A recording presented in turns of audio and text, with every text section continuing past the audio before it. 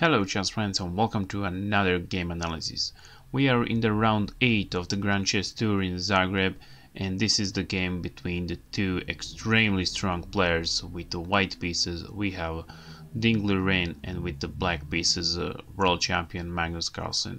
From these two very strong players we can expect a very sharp game, so let's see what happened. Ding opened the game with move d4. Magnus played knight to f6, and then Liren played move c4. We have e6, and then knight to f3, d5, g3, and then bishop to e7, just a classical structure for a black. And after bishop goes to g2, Magnus played the castle, Liren also played the castle, and then d capture on c4. So this is the Catalan chess opening. Liren continued this game with the queen c2, tried to capture on a c4, but Magnus defend the pawn with the move b5, and then Liren goes with a4. We have b4, and right now this pawn on c4 is hanging, but if the queen captured that pawn on c4, then Magnus can develop his bishop on a6. That will create a very strong bishop on a6, so he will attack the queen and also make the pressure along the diagonal. So if queen moves back, then he can continue this game with the c4 and create one very sharp position.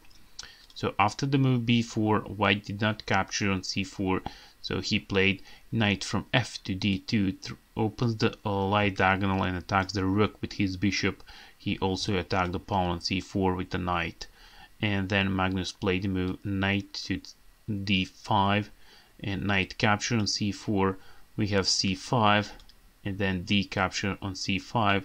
We have bishop to a6, and after that move knight to e3, make more pressure on the knight on d5, so he cannot capture because that will open the light diagonal and make a lot of problems for Magnus. In this position he moves the knight on a d7, and then Liren captured the knight on d5, e capture on d5, and he played the move c6, wants to attack the knight here and create a very strong pawn on c6. So rook to c8 was played, and right now Liren is unable to capture because he opened the c file and his queen is under attack.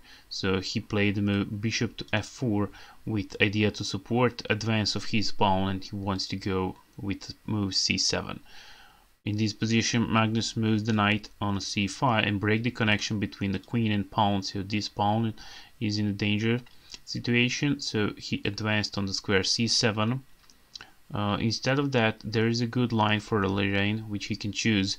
He can go with the rook on d1, that will attack the pawn on d5, and then if the rook capture on c6, which is not good move, so Liren can capture on the pawn on this d5, that will attack the rook, and also he threat to discover ring a strong attack on the queen, so bishop capture on f7 looks very good for Liren. So in the position after knight c5, Liren push the pawn on c7, attacks the queen, so queen goes on d7. After that it is time to develop the knight on the d2, and then Magnus recognized this pawn on c7 can be attacked, so he first attacked the bishop on the square f4, and he played with the move g5, that makes the pressure on the bishop. So if bishop goes back on the square e3, the pawn on c7 is hanging, so he moves the bishop on e5, and after that we have f6, more pressure on the bishop, and then bishop goes back on d4, so rook can capture on c7, and after that queen moves to d1, defend the pawn on the e2, so knight goes to e6, attack the bishop on d4, and then we have knight to b3, so bishop goes to c4, he threat to capture on b3, and then after queen capture on b3, then knight can capture the bishop on the d4. So we have knight to a5 move, and then knight capture d4, queen capture d4, king goes to g7. And in this position Liren moves the rook from the square f1 to c1. He wants to put this rook from f1 instead of the a1 rook, because that rook is a defending pawn on a4 and he's unable to move him from the square a1. In this position, Magnus captured the pawn on e2, so rook capture rook on c7, queen captured the rook on c7, and then rook to e1. He wants to take control over the e file and attack both bishops together. So it was also interesting, instead of that move he could play queen capture d5, and then if the rook goes to d8 he can move the queen on e4, make the pressure on the bishop. So a rook gives a check on d1, and then if the rook capture, bishop capture, this is one equal position. But he moved the rook on e1, attacked the bishop, and bishop on c5 was played, so queen is under attack right now. And when queen capture on a d5, we have moved a rook to e8, which defend the bishop on e2. And then Liren decided to trade the queens, so he offered queens for trade on the b7, and Magnus accepted that, so he captured the queen. Knight captured the queen on b7, and right now the bishop is hanging. So Magnus recognized that it is not time to keep this bishop in the game, so save him for future plans, and he moved the bishop on f8. After that we have bishop to c6, make more pressure on the rook. So rook to e7 was played, and then he pushed f3 pawn. Bishop goes to the square c4, offer rooks for trade, and then rook capture on e7, bishop capture on e7. And we are in an endgame where we can recognize that Magnus is playing with two very strong bishops, and they can cooperate very well if they find the good diagonals.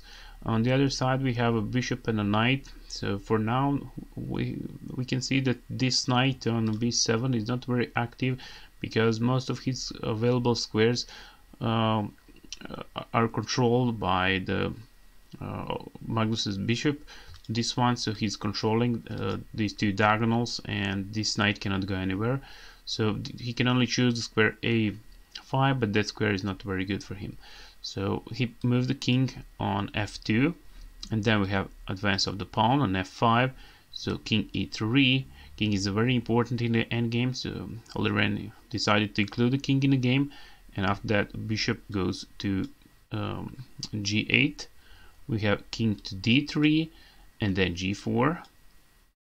Knight goes to a5, and then bishop goes to c5. So he wants to transpose the bishop from e7 to g1 using another diagonal and make more pressure on the pawns which are standing on the dark squares.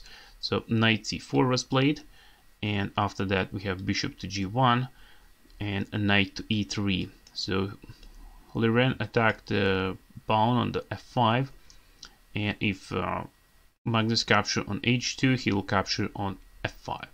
Here we have bishop to e6, protect the pawn on f5, and then f capture on g4, so he will recapture, and then king goes to e2, and right now Magnus is unable to capture on h2 because the white king is quick enough to catch the bishop. So if he capture, then king f2, king g2, and he will capture the bishop on h2.